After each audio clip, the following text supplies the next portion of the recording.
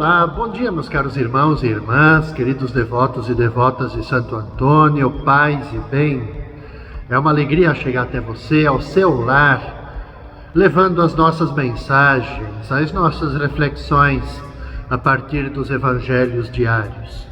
Sempre é o nosso desejo que a leitura do evangelho, com a pequena meditação que o segue, possa ajudá-lo a viver cada vez mais, com maior intensidade, com maior ardor, o Evangelho, a fé cristã, o cristianismo, o catolicismo, a pertença ao santuário Santo Antônio.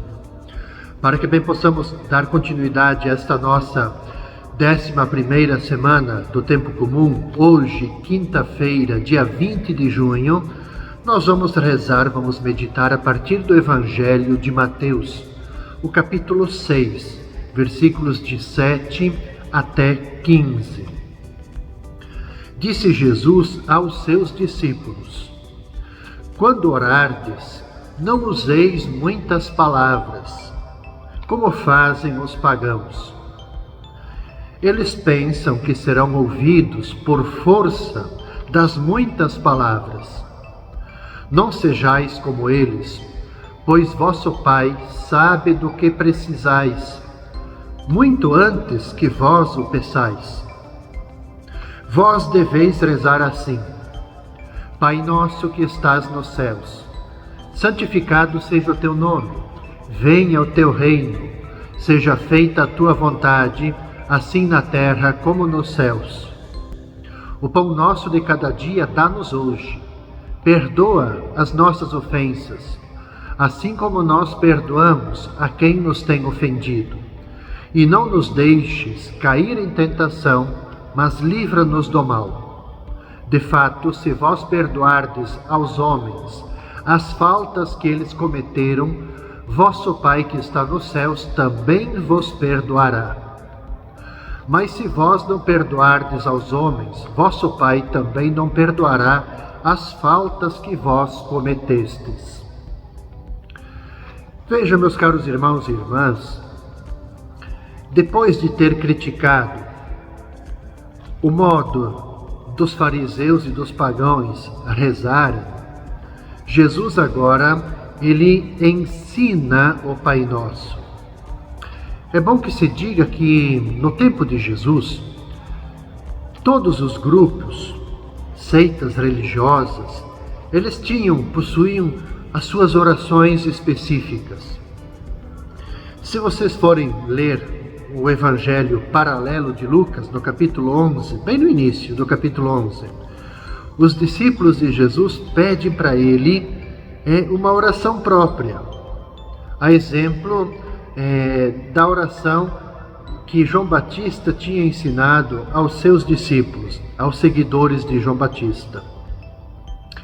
Eu quero chamar a atenção para alguns aspectos que estão atrelados à oração. Primeiro, o Pai Nosso ele nos remete à simplicidade e à reconciliação. Jesus diz, olha, rezar sem enfeitar, nada de palavras rebuscadas, ou então frases escolhidas a dedo. Pelo que Jesus nos ensina, parece que o Pai Celeste, ele desconsidera esses adornos. O que importa é a sinceridade do nosso coração. E a oração genuína, então sim, é o Pai Nosso, porque ela toca nos pontos essenciais da nossa fé cristã. Se a gente rezá-la atentamente, nós vamos perceber que na primeira parte do Pai Nosso, nós reconhecemos a grandeza e os planos de Deus. E na segunda, nós vamos nos dispor a viver digna e fraternalmente com o outro, com o próximo. Outro dado que é muito importante, contido na oração do Pai Nosso, e que faz parte da vida de oração, é a dimensão do perdão. Pedir perdão a Deus com ressentimentos no coração é nós nos autocondenarmos. Ora, nessa situação é preciso a gente inverter os pedidos e rezar assim: ajuda-nos a perdoar a quem nos ofendeu, como tu nos perdoas os nossos pecados. Eu digo isso porque à medida que perdoamos aos que nos ofenderam, nós vamos criar como que um canal aberto para que o Pai nos inunde com o seu perdão. Mas há um outro elemento importante contido na oração do Pai Nosso. Nessa oração, todos nós pedimos pelo pão nosso de cada dia. O pão aqui, claro, é tudo aquilo que nós precisamos para a nossa vida. Nós pedimos, obviamente, o pão da alma, a palavra de Deus, como ensinavam alguns padres da igreja, mas também a gente pede o alimento corporal, a gente pede vestuário, a habitação, a saúde, que não falte nunca o trabalho.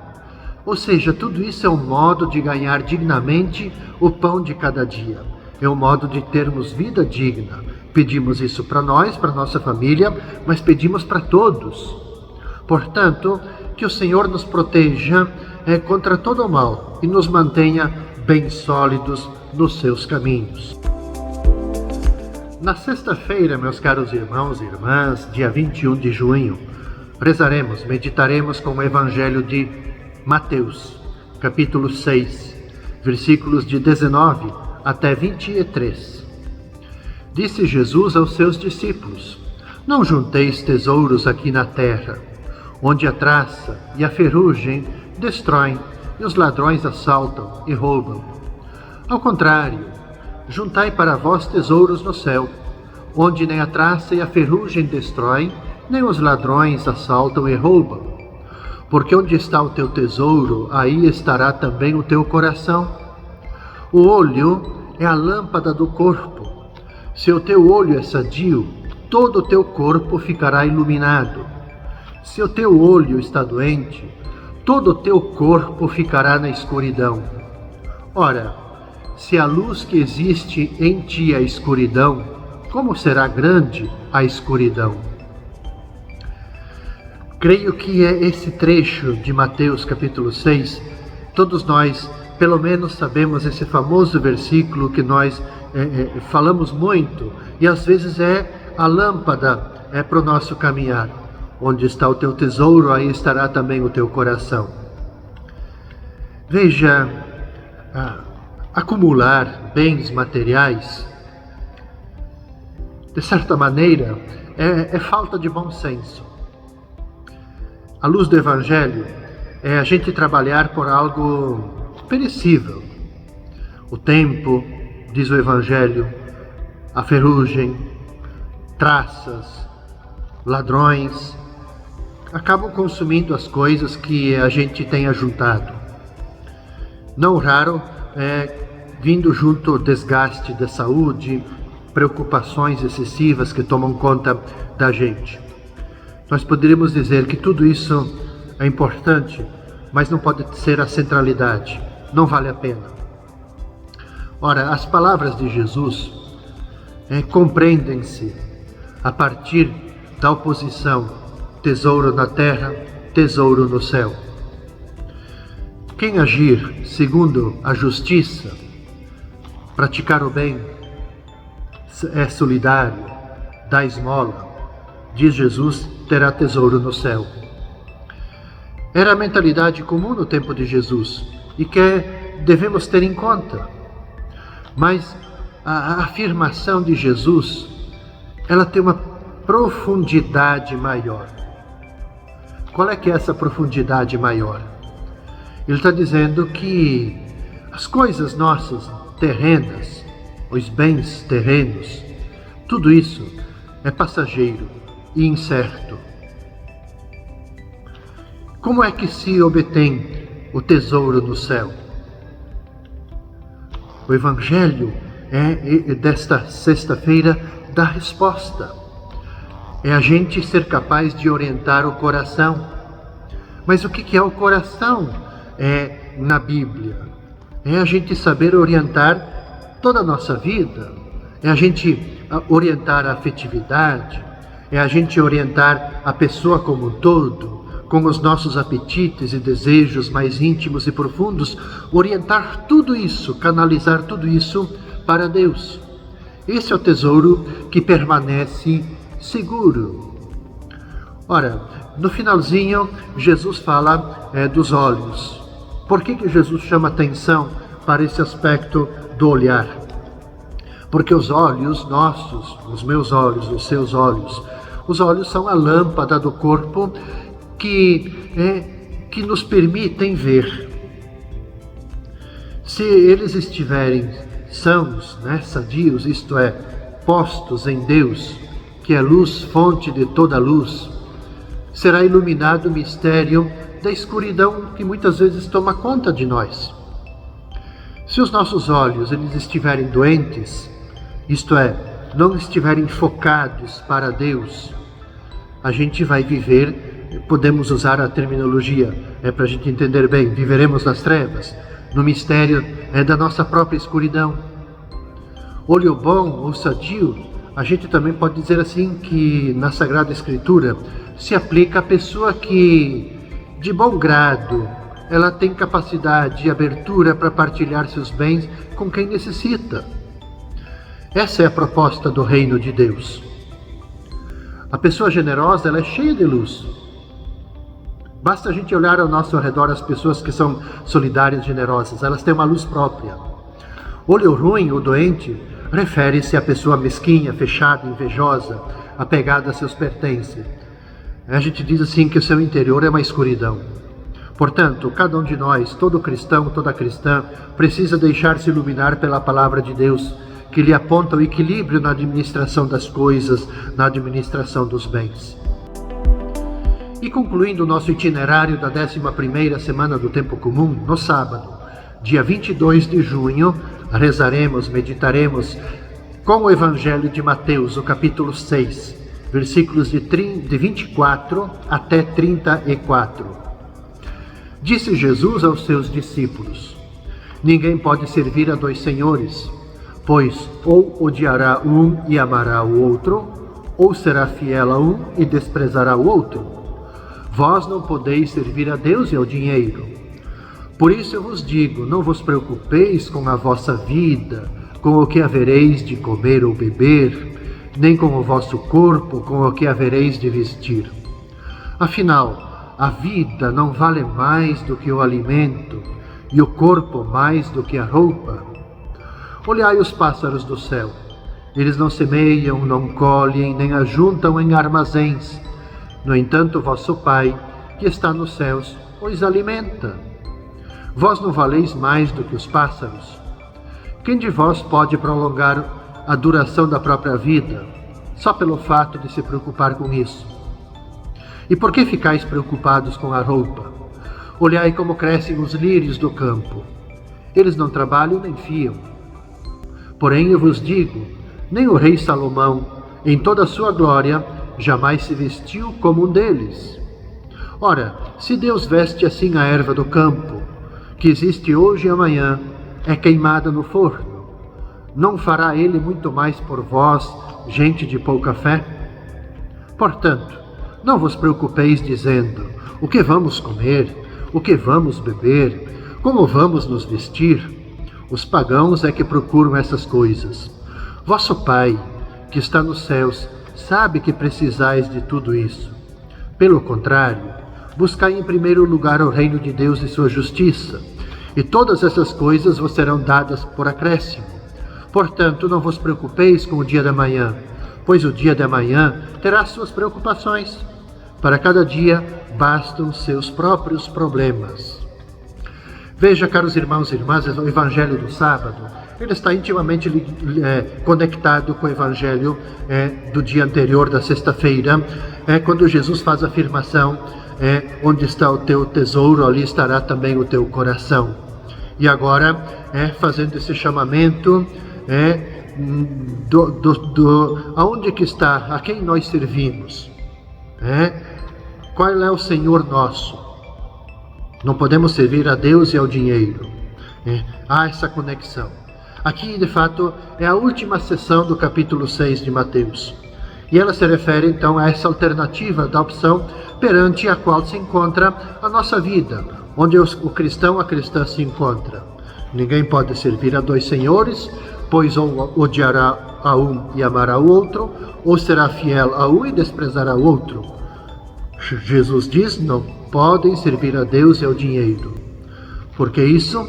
Porque a gente tem que se decidir a quem nós queremos servir, qual é o Senhor. A Deus ou dinheiro, isto é, lucro, os bens, os bens, mas também a avidez com que nós nos procuramos para possuí-los. Nós sabemos, é bom a gente também ter esse horizonte. Sabemos que é constante a luta das pessoas por melhores condições de vida. A gente quer ter um bom trabalho, a gente quer ter boa qualidade de vida, saúde, uma boa educação, enfim, que tenhamos uma boa comida, um bom vestuário. Quer dizer, tudo isso nós almejamos.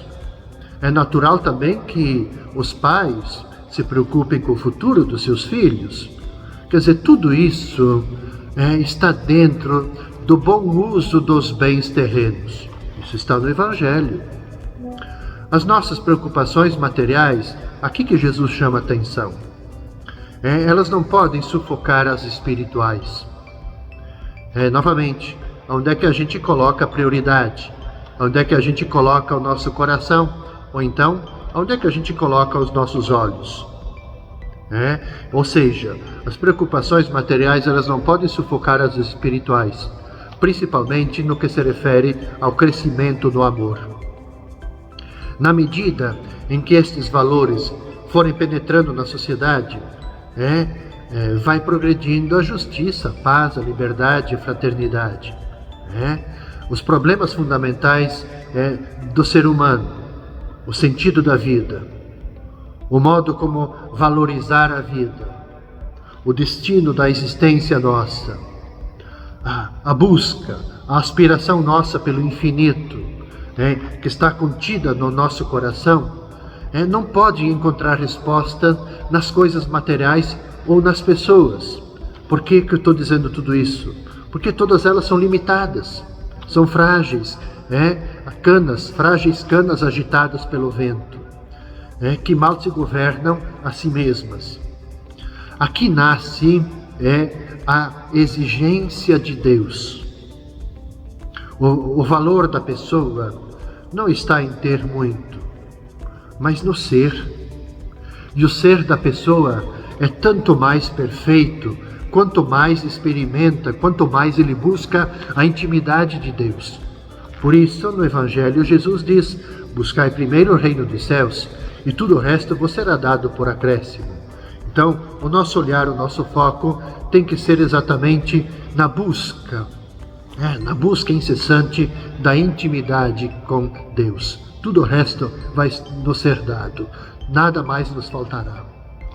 Com esta meditação, caros irmãos e irmãs, concluo o itinerário desta semana. A gente vai se encontrar novamente na segunda-feira, neste mesmo horário, iniciando então as reflexões da 12ª semana do Tempo Comum. Desejo a vocês toda a paz, todo o bem, com os cuidados do nosso querido Santo Antônio. Até mais, paz e bem.